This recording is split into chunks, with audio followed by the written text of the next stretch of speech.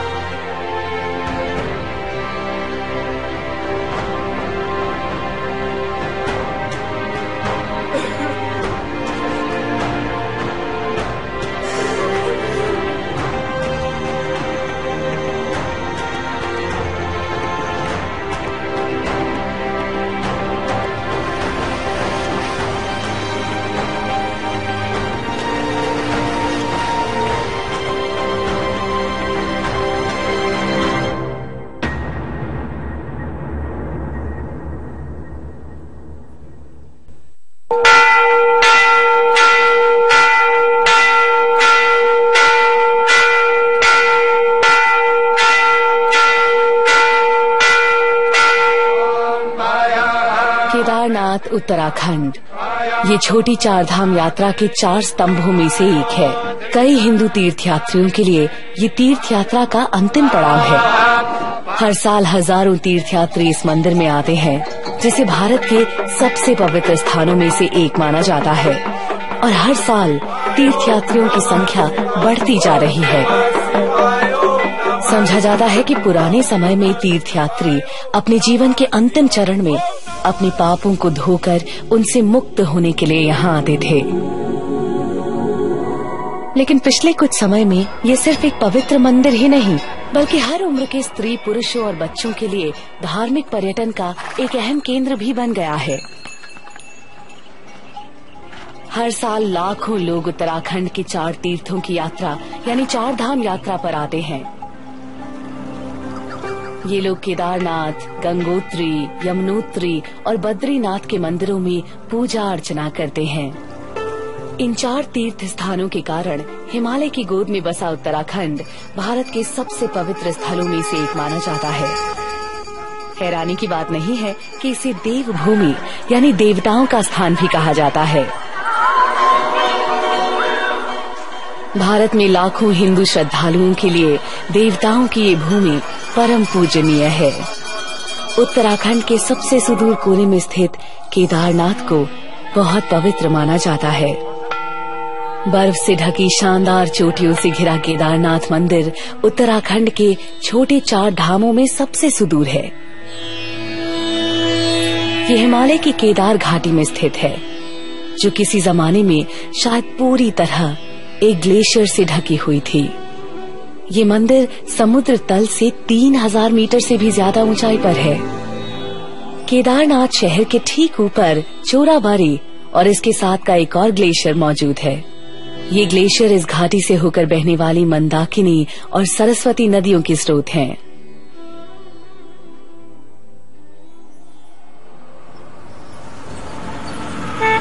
केदारनाथ मंदिर आने वाले ज्यादातर तीर्थयात्री सड़क से गौरीकुंड तक आते हैं और फिर 14 किलोमीटर की तीखी चढ़ाई पैदल, खच्चरों पर या पालकियों पर पूरी करते हैं।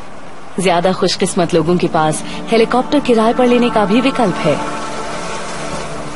गौरीकुंड से केदारनाथ की चढ़ाई के बीचों बीच रामबाड़ा नाम की एक छोटी सी बस्ती है, जिसके बाद हवा काफी पतली होने लगती है।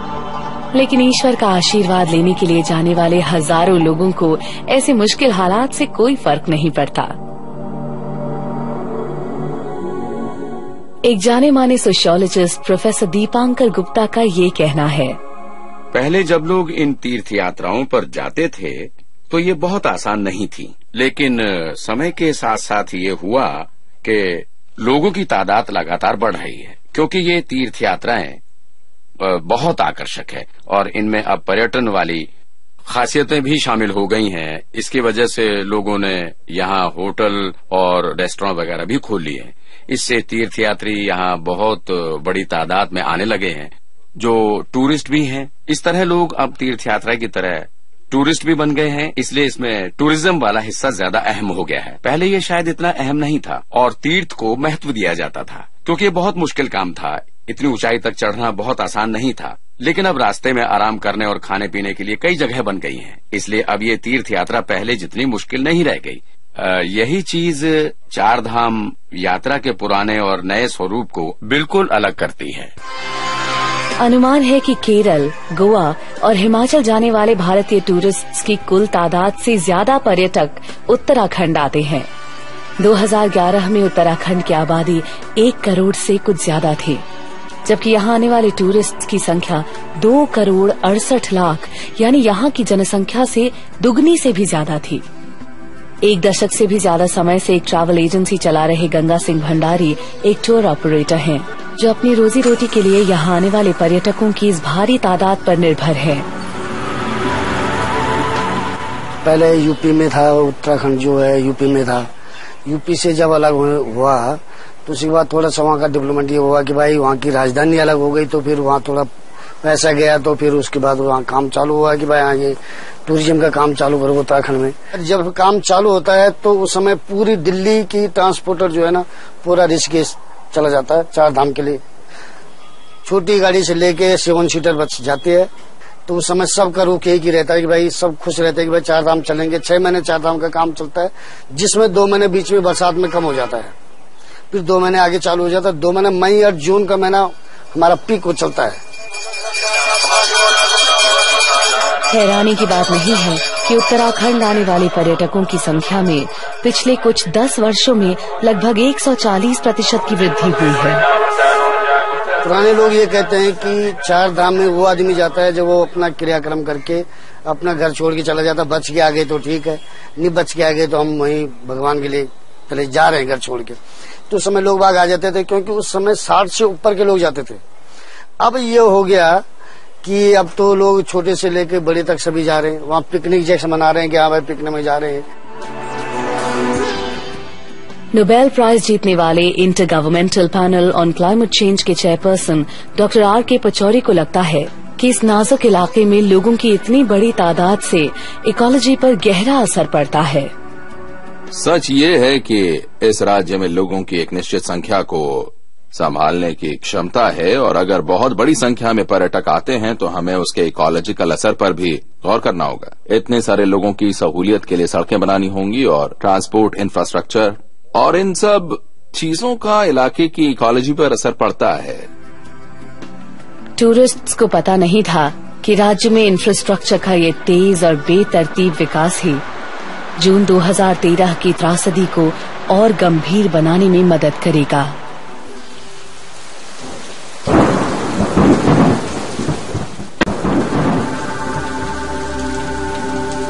जून 2013 में भारतीय मानसून उत्तराखंड पहुंचा, जिसका लोग बेताबी से इंतजार कर रहे थे। इस बार ये समय से 2 सप्ताह पहले आ गया था।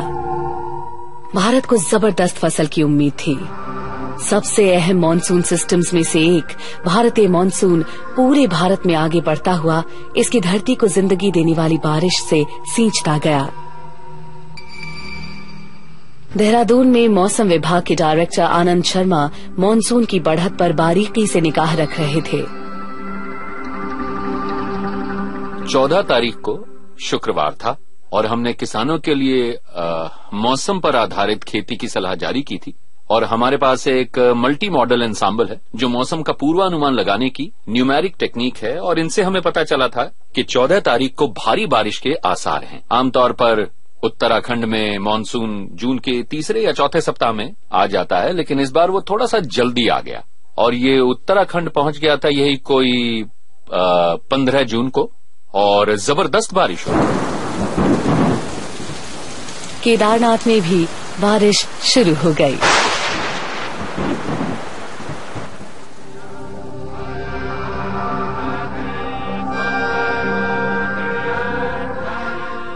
केदारनाथ शहर में अपने तमाम नाते रिश्तेदारों के साथ आने वाले तीर्थयात्रियों की वजह से भारी भीड़ थी। 2013 में केदारनाथ की यात्रा पर जाने का फैसला करने वालों में दिल्ली के एक वकील अविनाश मिश्रा भी थे, जो अपनी पत्नी, 3 बच्चों, बुजुर्ग माता पिता और सास ससुर के साथ गए थे। मेरा निजी तौर पे जाने का कोई प्लान नहीं था, मगर मेरे एक फ्रेंड थे, उनका प्लान निजी तौर पे जाने का था। तो वो मेरे से उन्होंने काफी मेरे को बोला कि भाई आप चलिएगा। तो इधर अचानक से मेरे जो सास ससुर थे वो भी आ गए। तो इस तरीके से दिमाग बन गया, मैंने कहा भाई मैं अपने माँ बाप को और अपने सास ससुर को 4 धाम की यात्रा करा लूं, इससे बेटर मौका और कोई दूसरा मिल नहीं सकता। तो इसलिए फिर मेरा प्रोग्राम बना। अविनाश मिश्रा की तरह अन्य सैकड़ों तीर्थयात्री जून 2013 में अपने परिवार के साथ केदारनाथ गए थे। विट्ठल माहेश्वरी ने भी अपनी पत्नी और 2 अन्य रिश्तेदारों यानी अपने साले और उनकी पत्नी के साथ 4 धाम यात्रा पर जाने का फैसला किया था। इस यात्रा में केदारनाथ इनका तीसरा तीर्थ स्थान था। इस साल केदारनाथ पहुंचने से ठीक पहले इन्होंने दिल्ली में अपने परिवार को ये तस्वीरें भेजी थी। मैं केदारनाथ 3 बार जा चुका हूँ और यहाँ तक कि मेरे पोते पोती 6-6 महीने के थे, इनको लेके गया हूँ। हर 2 साल बाद मैं कोई यात्रा करता हूँ। ये तीसरी मेरी यात्रा थी। हम लोग 4 धाम की यात्रा के लिए, मैं, विट्ठल माहेश्वरी, मेरी वाइफ कांता माहेश्वरी, मेरे साले केशर देव माहेश्वरी, मेरे सलज प्रेमलता माहेश्वरी, 4 धाम यात्रा के लिए 10 तारीख मॉर्निंग में 5 बजे अपनी सोसाइटी से रवाना हुए। जून 2013 तमाम दूसरे वर्षों या शायद उनसे बेहतर ही लग रहा था। केदारनाथ घाटी में काफी चहल पहल थी। देहरादून के भवान सिंह रावत केदारनाथ में एक गेस्ट हाउस के मैनेजर थे। हर साल की तरह इस साल भी भारी तादाद में पर्यटकों का आना इनके लिए अच्छे कारोबार का संकेत था। हर सीजन में जैसे उत्साह होता है, इस बार भी बहुत अच्छा उत्साह था। सभी में जो है उत्साह था, क्योंकि काफी लोग वहाँ के रोजगार से जुड़े हुए हैं। यात्रा बहुत चरम सीमा पे थी, पीक सीजन जिसे कहते हैं, और काफी भीड़ भाड़ थी। मंदिर में भी काफी भीड़ भाड़ हो रही थी। चारों तरफ जो है काफी लोग थे, सब में उत्साह था। सब अपने जो है जोर शोर पे अपने बिजनेस के व्यापार को चला रहे थे। किसी को भी अंदाजा नहीं था कि इस बार ये सीजन कुदरत का कहर लेकर आएगा, जो यहाँ तबाही और मौत छोड़ जाएगा। ऐसा लग रहा था कि इस बार लोगों का भरोसा टूट जाएगा।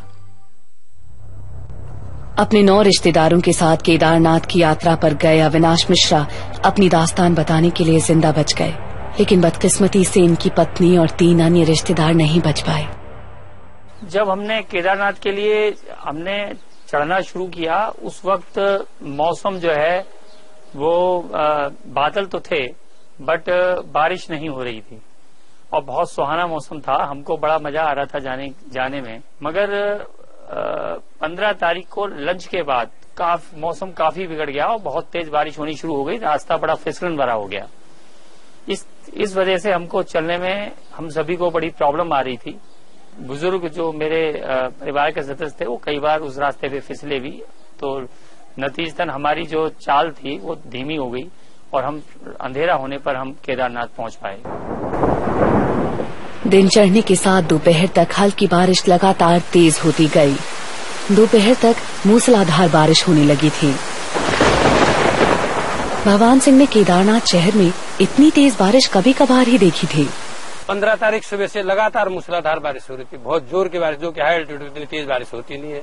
और 15 तारीख से ही संभावना ऐसी लग रही थी कि बहुत तेज बारिश हो रही है, कहीं कोई दुर्घटना की संभावना लगी रही थी कि तेज बारिश होने से कहीं कोई बड़ी दुर्घटना न हो जाए। मौसम के एक्सपर्ट्स के अनुसार ये बारिश आगे बढ़ रहे मॉनसून और बहुत तेज पश्चिमी हवाओं के असामान्य रूप से ज्यादा लंबे समय तक टकराने की वजह से हुई थी। हुआ यह कि बंगाल की खाड़ी पर एक लो प्रेशर एरिया एक साइक्लोनिक सर्कुलेशन के साथ में बन गया और वो पश्चिम की दिशा में आगे बढ़ने लगा, और साथ ही कैस्पियन सागर के ऊपर बनने वाली पछुआ हवाएं भी अपने साथ में नमी लेकर आने लगी। ये हवाएं अरब सागर के ऊपर पहुंचने पर उसकी नमी को भी समेट लेती हैं। तो बंगाल की खाड़ी से चला सर्कुलेशन राजस्थान के पूर्वी हिस्से में पहुंच गया और इसने भी अरब सागर से नमी खींच ली, जिससे ढेर सारी नमी के साथ ये दोनों सिस्टम आपस में टकरा गए। कहने का मतलब यह है कि बहुत ज्यादा नमी थी और ये दोनों सिस्टम्स इंटरैक्ट कर गए और इस इंटरैक्शन की वजह से इनका सारा पानी हिमालय पर बरस गया। ये इंटरैक्शन राइट एंगल्स पर होता है और ऐसे में सारा पानी यमुना और गंगा इन दोनों नदियों के कैचमेंट एरिया में बरसता है। केदारनाथ में पिछले 24 घंटे से लगातार बारिश हो रही थी। 16 को बारिश रही तो चारों तरफ जो है नदी नाले बढ़ गए, क्योंकि केदारनाथ मंदिर के दोनों आसपास में दोनों नदियां हैं। एक तरफ मंदाकिनी जाती, ज्यादा पानी मंदाकिनी में ही रहता है, सरस्वती में कम पानी रहता है। इस हादसे की रिपोर्टिंग में काफी करीब से शामिल और अंतर्राष्ट्रीय पुरस्कारों से सम्मानित साइंस जर्नलिस्ट पल्लव बागला ने बताया कि नदियों का जलस्तर इतना क्यों बढ़ गया था। वहां बर्फ पर बारिश हो रही थी, वहां पहले से ही काफी बर्फ थी और बारिश की वजह से वो पिघलने लगी थी। नदियां पहले ही बर्फ पिघलने से उफान पर थीं और फिर अचानक बारिश का पानी आ जाने से मंदाकिनी घाटी में बहने वाले पानी की मात्रा बहुत बढ़ गई और इसी वजह से भारी दिक्कत पैदा हुई। जहां पानी नहीं था वहां जमीन ने भी कहर ढाया।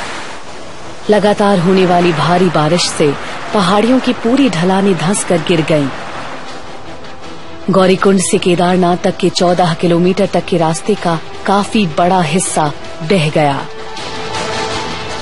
बारिश की वजह से ज्यादातर पहाड़ियों की ढलानें पानी से सराबोर थीं, यानी उनमें पहले से ही काफी पानी था। देखिए, हिमालय बहुत नाजुक पहाड़ हैं, वो अब भी विकसित हो रहे हैं, उनमें अब भी बदलाव हो रहा है, यानी वो बहुत नाजुक हैं।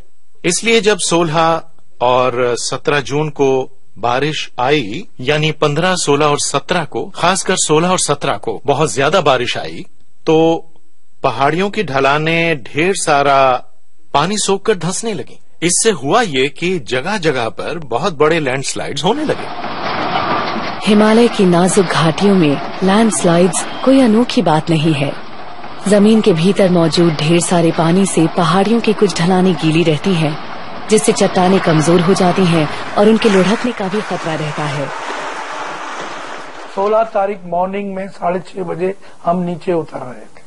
करीब 2.5 किलोमीटर हम चले हैं तो हमारे पांव के अंगूठे में चोट लगी, उसका नाखून निकल गया। साले और मेरे वाइफ ने घोड़े को रोककर पूछा कितने पैसे लेंगे, उन्होंने कहा इतने लेंगे।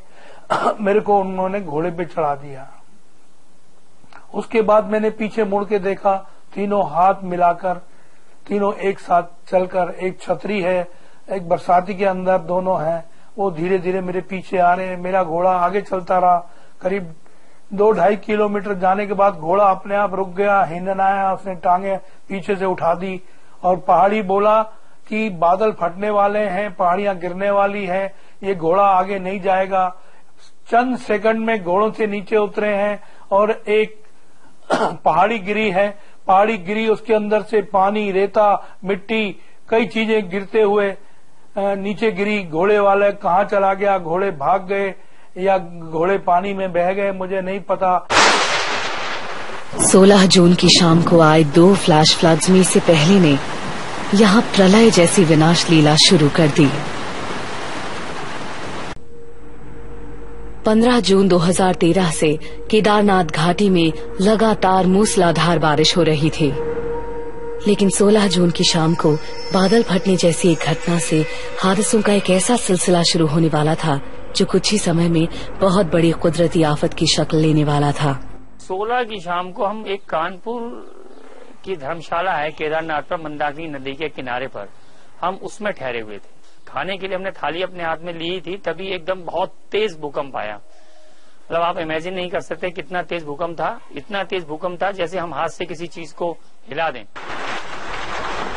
अविनाश ने जिस भूकंप का जिक्र किया वो असल में संकरी घाटी में बादल फटने जैसी घटना से बरसे ढेर सारे पानी का झटका था। तो जब ऐसा महसूस हुआ कि भूकंप आ रहा है तो उसके तुरंत बाद 10-15 मिनट में जो है सैलाब आ गया। और सैलाब आ गया, मैं जहां अपने कमरे में था वो जरा डाउन में था, तो मेरे स्टाफ ने जो है जोर से आवाज मारी। सारा स्टाफ भाग गया कि आप भागो भागो भागो, क्या आवाज है। सब ऊपर भागे, लेकिन मैं वहीं छूट गया था।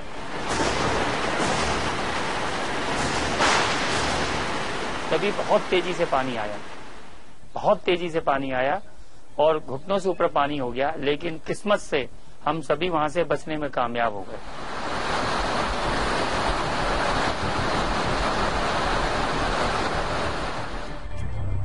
भारत के एक जाने माने इंस्टीट्यूट में इंजीनियरिंग जियोलॉजी पढ़ाने वाले प्रोफेसर अनबलागन बताते हैं कि आफत की उस रात को क्या हुआ होगा। बादलों का फटना एक ऐसी घटना है जिसमें एक साथ बहुत सारा पानी बहुत कम समय में बरस जाता है। ये जिन जगहों पर होता है उनके भूगोल पर गौर करें तो ये बहुत दिलचस्प लगेगा, क्योंकि ये अधिकतर तीखी ढलान वाली घाटियों में होता है, जहाँ दोनों तरफ से घाटियां बहुत संकरी होती हैं और उसकी दीवार बिल्कुल सीधी लगती है। पानी लेकर आए बादल इन घाटियों में फंस जाते हैं और बाहर नहीं निकल पाते। उन्हें फैलने की जगह नहीं मिलती, वे गॉर्ज में जमा होने लगते हैं, जहां ढेर सारे बादल जमा हो जाते हैं और फिर उनसे सीमित इलाके में ढेर सारी बारिश हो जाती है। हिमालय में बादलों का फटना उतनी अनोखी बात नहीं है जितनी भारत के अन्य हिस्सों में। बहुत कम समय में इतनी तेज बारिश होने से सिर्फ ढेर सारा पानी ही नहीं बरसता, बल्कि ये बहुत तेजी से भी बरसता है। ये तेज बारिश आसपास की पहाड़ियों पर से ढीली चट्टानों और पत्थरों को लुढ़का देती है, जिससे बाढ़ के पानी में ढेर सारा मलबा भी शामिल हो जाता है। केदार घाटी में इस फ्लैश फ्लड के नतीजे बहुत खतरनाक थे। इस इलाके का बारीकी से अध्ययन कर चुके ग्लेशियोलॉजिस्ट डॉक्टर डोबल ने बताया कि ये घटनाएं कैसे हुई होंगी। 14 बजे लगातार बारिश हो रही थी, 15 को भी बहुत ज्यादा बारिश हुई, 16 को पूरा फुल डे बारिश रही, पूरे कंप्लीट बारिश रही।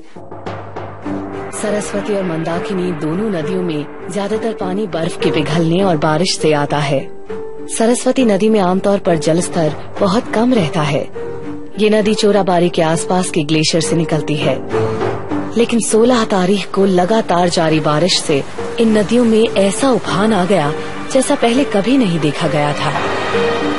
शाम को जिस तरह बादल फटता है, उस तरह हुई तेज बारिश से शहर के ऊपर से पहाड़ों पर ढेर सारा पानी बरसा और इससे एक लैंडस्लाइड शुरू हो गया, जिसका मलबा पानी के साथ मिलकर बहुत तेज रफ्तार से मंदिर के पीछे वाले हिस्से की ओर बढ़ने लगा।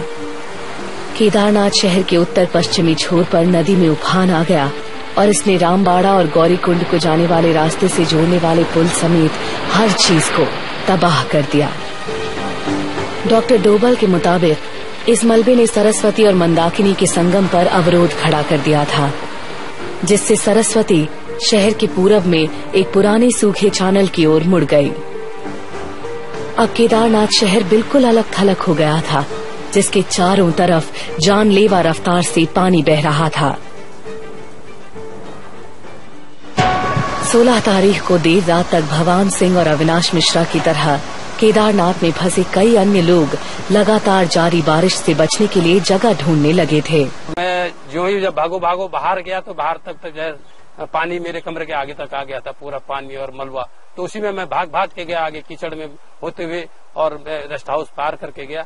उसके बाद हम मंदिर में गए। सारे लोग मंदिर सेफ समझ रहे थे, वो है जरा ऊंचाई पर था, तो मंदिर में काफी लोग इकट्ठे हो गए थे। मंदिर में मेरे को जगह नहीं मिली, अंदर इतनी भीड़ भाड़ थी। तो मंदिर के पास में जो धर्मशाला है, मैं वहां चले गया। तो वहां गया तो तब तक वहां भी काफी भीड़ हो गई थी, लोग सब स्तब्ध थे, घबराए हुए थे। इतनी जोर की बारिश हो रही थी, बारिश बंद नहीं हो रही थी, मैं बुरी तरह भीग गया था। गायत्री भवन करके एक धर्मशाला थी, हम वहां पर पहुंचे।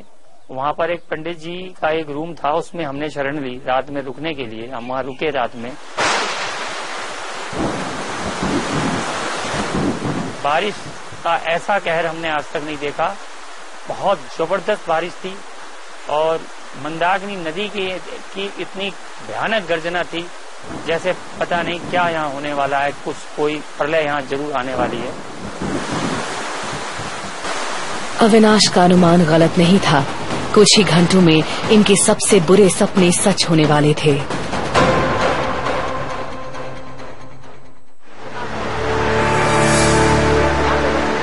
सत्रह तारीख की सुबह भी केदार घाटी को कोई राहत नहीं मिली। बारिश न तो रुकी और न ही धीमी पड़ी। मौत से बाल बाल बचे जिंदा लोग अभी मुश्किल से संभल ही पाए थे कि अब इन पर आफत का दूसरा हमला होने वाला था। 7:15 के आसपास की बात है। किसी ने कहा कि आ गया। तो और जोर से विस्फोट की जैसी आवाज हुई और कमरा हिलने लग गया। और इतने में हम बाहर भागे। जो ही 10-12 कदम आगे गए, इतने में आवाज आ गई कि सैलाब आने की, और हम वहीं पर दुबक गए। एक छोटा सा पत्थर का घर था, उसके पीछे दुबक गए। ये चोराबारी लेक यानी गांधी सरोवर के फटने की जोरदार आवाज थी। चोराबारी लेक एक कुदरती झील है जिसमें बर्फ के पिघलने और बारिश से आने वाला पानी जमा होता है। ये चोराबारी ग्लेशियर के निचले छोर और दाहिनी तरफ एक चट्टानी दीवार के बीच स्थित है। 4 जून 2013 की तस्वीर से पता चलता है कि उस दिन झील में बहुत थोड़ा सा पानी था, लेकिन इस झील का जलस्तर 16 तारीख को हुई तेज बारिश से बहुत तेजी से बढ़ने लगा। सुबह चोराबारी लेक का साउथ ईस्ट तटबंध टूट गया। जैसे ये यहाँ से ब्रिज हुआ, यहाँ से ब्रश हुआ, तो पानी एकदम से कम फ्लो, एकदम से जैसे शावर फेंक दिया हो गया। इस टूटी हुई जगह से पानी तेजी से निकलकर सामने मौजूद मोरेन या चट्टानों की दीवार से टकराया। नीचे की ओर बढ़ते पानी में चट्टानों और मिट्टी का ये जानलेवा मलबा भी मौजूद था। 2 लोग मेरे उस दिन वहां पर बैठे थे जो हमारे यहाँ इक्विपमेंट को देखते हैं। उन्होंने देखा क्या करके वो तो एकदम से सडनली भग गए पानी को देख करके।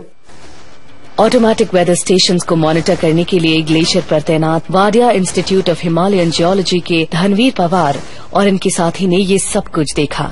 मैंने सोचा भूकंप आया, मैंने अपने साथी को उठाया, मैंने कहा यार भाई हिल रहा है। तो उसने जैसे टेंट की जीप खोली तो उसने कहा कि मुझे कहा कि भाग। तो मेरा एक बैग था, मैं वो बैग निकालने के चक्कर में हमारा टेंट जो है विंड से इतना खड़ा उठ गया था। तो मैंने फिर वो बैग भी छोड़ा और नंगे पांव बस अपना एक इनर पहना था उसी में मैं बाहर निकला।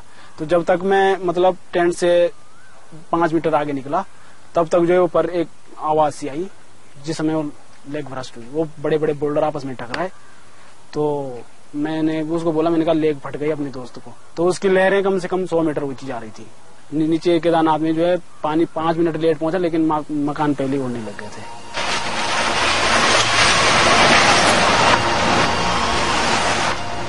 चोराबारी लेक के फटने से आया पानी शहर के ऊपर 300 मीटर की ढलान से लगभग 40 किलोमीटर प्रति घंटे की रफ्तार से आगे बढ़ रहा था। यानी ये रफ्तार बहुत तेज थी। कई जगहों पर ये गाड़ियों की आम रफ्तार होती है। आमतौर पर बाढ़ आने पर पानी की रफ्तार 4 से 5 किलोमीटर प्रति घंटा होती है, जबकि ये वाली बाढ़ उससे लगभग 10 गुना से भी ज्यादा तेज थी। इसके साथ बड़े बड़े पत्थर भी आए थे, तो इसने केदारनाथ को बर्बाद कर दिया। चट्टानों और पत्थरों के जानलेवा मलबे वाले पानी का ये उफान केदारनाथ से टकराया। फ्लैश फ्लड यहाँ पहुँच गया था। केदारनाथ घाटी कांप गई।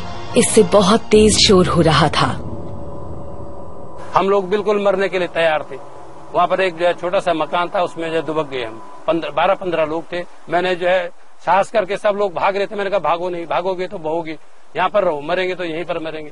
इतने देर में कहते कहते तब तक सैलाब आ गया। हमारे आगे जो बिल्डिंग थी उस पे शायद कुछ मलबा वगैरह लग गया था और दोनों तरफ दाएं और बाएं को डाइवर्ट हो गया। जो सैलाब आया और उससे जो है दाएं तरफ को सारा रेस्ट हाउस को बहा के ले गया, बाएं तरफ एक कोई होटल था बहुत बड़ा, उसको बहा के ले गया। और हमारे आसपास सामने कई बॉडीज वहां पर जब सैलाब रुका 2-3 मिनट मुश्किल से रहा होगा। हैरान परेशान भगवान सिंह को लग रहा था कि उनका बच जाना एक चमत्कार था। तब तक वहाँ पानी बहुत ज्यादा आ चुका था। मेरे फादर उसकी चपेट में आ गए थे, लेकिन मैंने उनकी कलाई को नहीं छोड़ा। मैंने अपनी पूरी ताकत से उनको पकड़ के ऊपर खींचा और हम जल्दी से 2nd फ्लोर पे जाके चढ़ गए। हम उस बिल्डिंग की 2nd फ्लोर पर जब तक हम चढ़ पाते और खड़े हो पाते तब तक फ्लड आकर के जा भी चुका था। अविनाश किस्मत से अपने पिता और अपने बच्चों के साथ बच गए, लेकिन इनकी पत्नी और अन्य रिश्तेदार लापता हो गए और उनका अब तक कोई पता नहीं चला है। चश्मदीदों के मुताबिक ये फ्लैश फ्लड 5 मिनट से भी कम समय में शहर से गुजर गया और अपने पीछे मौत और तबाही के साथ मिट्टी और चट्टानों की एक परत छोड़ गया। डॉक्टर जॉन जैक श्रोडर पिछले 50 साल से एक प्रोफेशनल जियोलॉजिस्ट हैं। वो शहर एक घाटी के नीचे एक बहुत नाजुक जगह पर है। उस घाटी के ऊपर 3 या 4 रिवर सिस्टम्स बर्फ से निकलते हैं और शहर के ठीक नीचे आपस में मिलते हैं। इसलिए ये शहर बहुत आसानी से उनकी चपेट में कभी भी आ सकता था। पानी की रफ्तार और उसके वजन ने मलबे और पत्थरों के कई मीटर ऊंचे मलबे की बाढ़ को केदारनाथ से काफी आगे तक पहुंचा दिया। इसने रास्ते में लोगों के रुकने की जगह वाली बस्ती रामबाड़ा और गौरी कुंड के बीच वाले हिस्से को लगभग पूरी तरह अपनी चपेट में लेकर तबाह कर दिया। किसी चमत्कार की तरह सदियों पुराना केदारनाथ मंदिर इस तबाही से बचने में कामयाब हो गया। श्रद्धालु इसे ईश्वर का चमत्कार मानते हैं, लेकिन एक अनुमान के मुताबिक इसके बचे रहने का रहस्य सदियों पुराना है।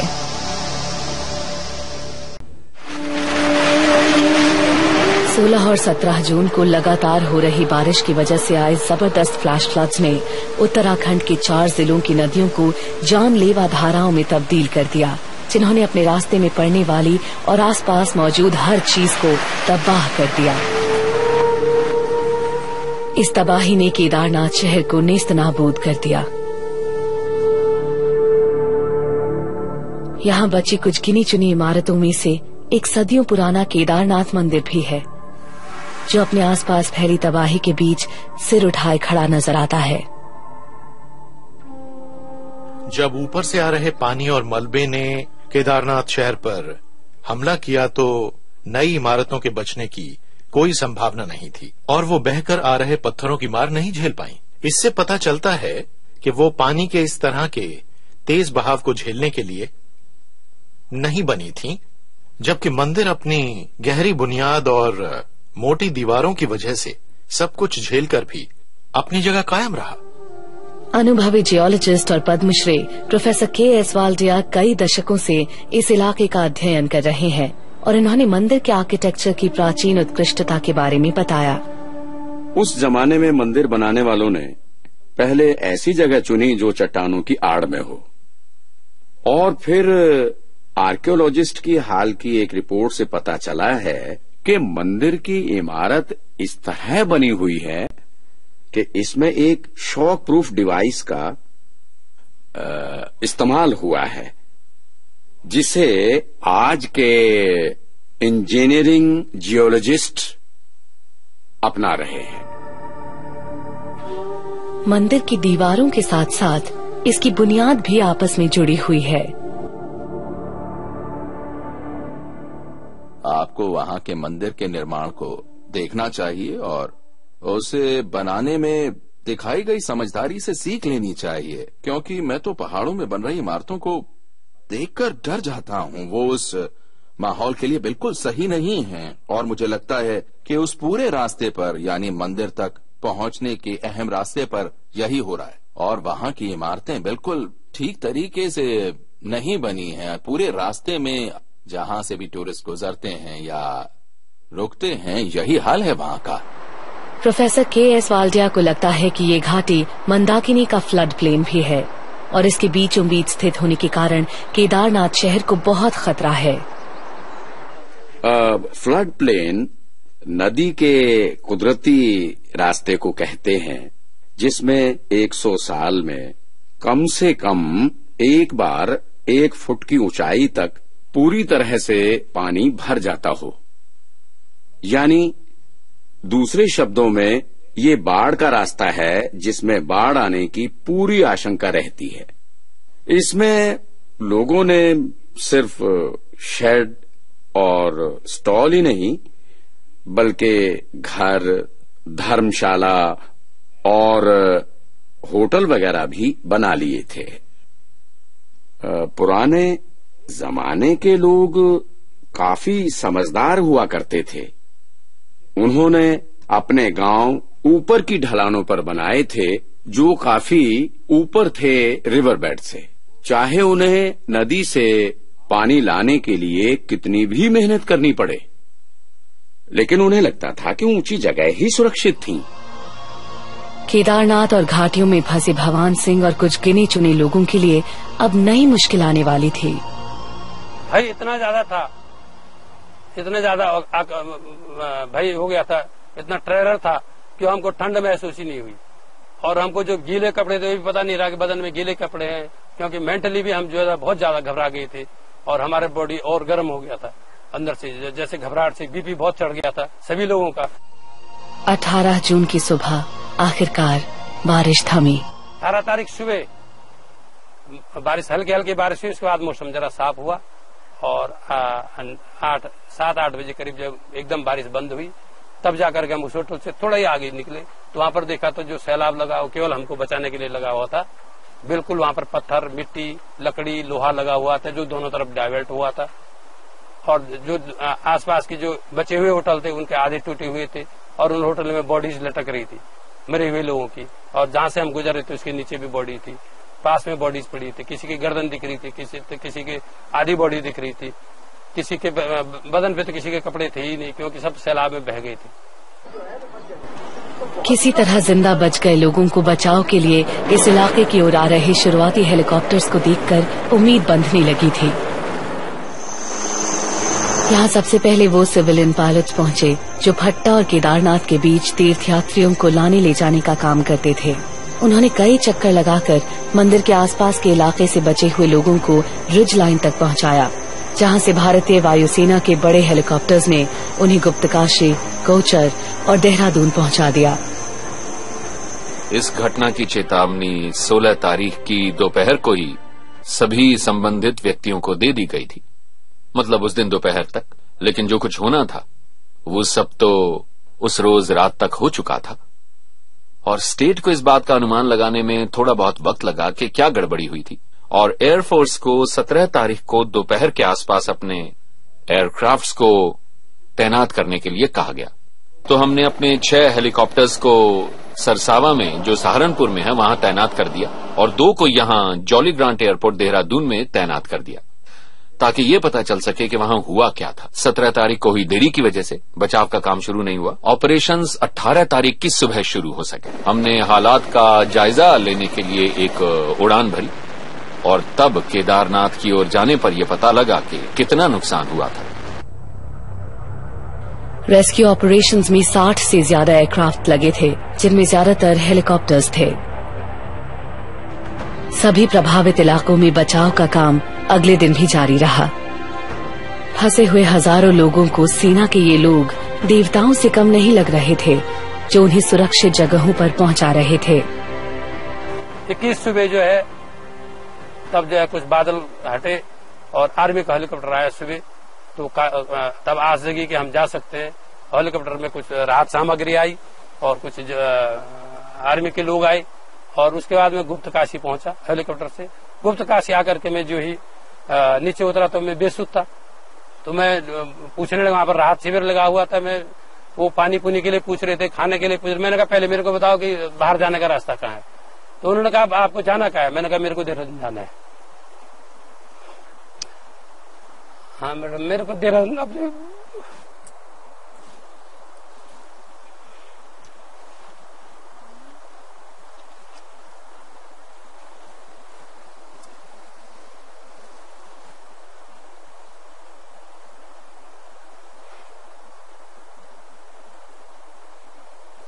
मैडम मेरे को देहरादून जाना है, अपने बच्चों के पास जाना है सबसे पहले। तो उन्होंने कहा कि आपको देहरादून जाना है तो आप लाइन पे लग जाइए। तो मैंने कहा कि आप तो बस से भी रहोगे या रास्ता नहीं होगा आगे मोटर का। तो उन्होंने कहा कि आप हेलीकॉप्टर से आएंगे। मैं तब जो है जा करके शांति हुई। फिर मैंने जो है पानी मांगा, अपने कपड़े, मेरे पास जो जैकेट था वो खोला। तब तक गर्मी का एहसास भी नहीं हुआ कि कितनी गर्मी हो रही है, कितनी ठंड हो रही है। उसके बाद मेरे को ये हुआ कि अब मैं सुरक्षित पहुंच सकता हूँ। केदारनाथ और लगभग 2375 गांव और शहर दुनिया के बाकी हिस्सों से कट गए थे। सैकड़ों लोग मारे गए थे और हजारों लापता थे। देश को उन 3 दिनों की खौफनाक घटनाओं के बारे में ज्यादा जानकारी नहीं थी, और अब जाकर साफ होने वाला था कि ये तबाही कितनी बड़ी थी।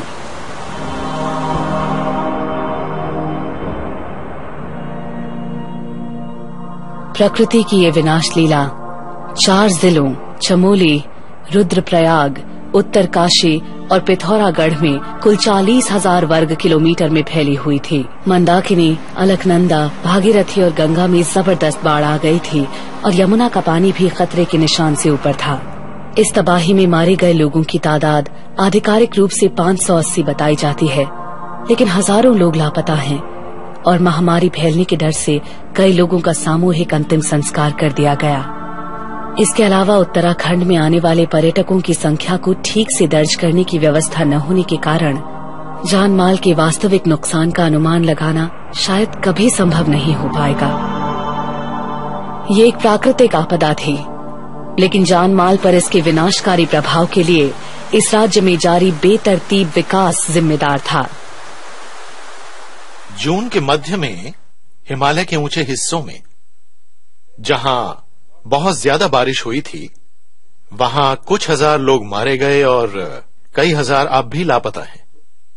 ये एक प्राकृतिक आपदा थी, लेकिन विकास के गलत तौर तरीकों की वजह से ये आपदा एक विनाश लीला में बदल गई।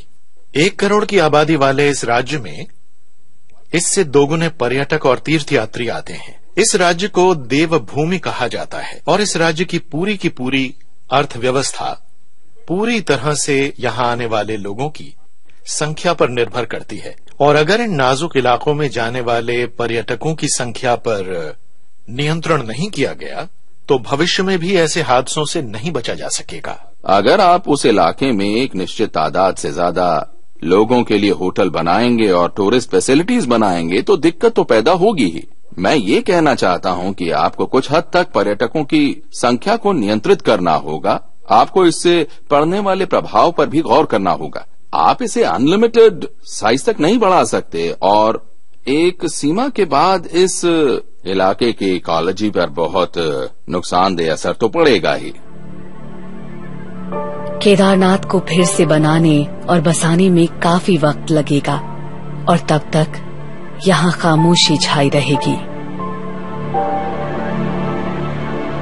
डर तो जहाँ तक मैं तो इतनी त्रासदगी में रहा हूँ, मैं तो स्वयं मुझे अगर मौका मिले कि आप जो है पैदल जो है दर्शन करने जाएं तो मैं स्वयं जाऊंगा, लेकिन यात्रा करने तो मैं फिर जाऊंगा और चाहे पैदल ही जाना पड़े, मौका मिलेगा तो मैं अवश्य जाऊंगा। अब कभी इच्छा नहीं होती है कि मैं अपने परिवार को सारों को खोने के बाद मैं अपने बच्चों को भी मना करता हूँ केदारनाथ क्या किसी पहाड़ी पे नहीं जाएंगे। मैं तो जाऊंगा ही नहीं, मगर कोई भी नहीं जाएगा। आज इंसान की जान की कीमत सबसे ज्यादा है। भगवान की कीमत जब ही है जब इंसान है। इंसान नहीं तो भगवान को कौन पूछेगा।